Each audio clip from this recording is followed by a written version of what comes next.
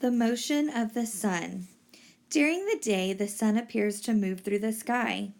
Remember that this happens because Earth is rotating on its axis.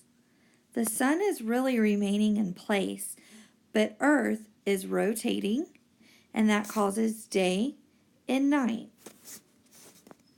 The sun appears to move from east to west.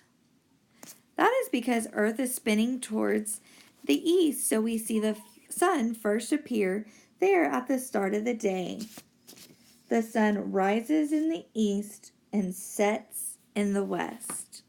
So in our diagram, we have a picture of a sunrise and a sunset.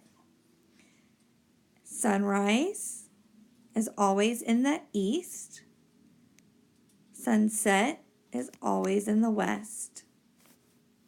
We can remember this because E, east, comes first in the alphabet. W, west, comes at the end. So the sun always rises in the east and sets in the west. So although it appears to be moving through the sky, it's because Earth is rotating.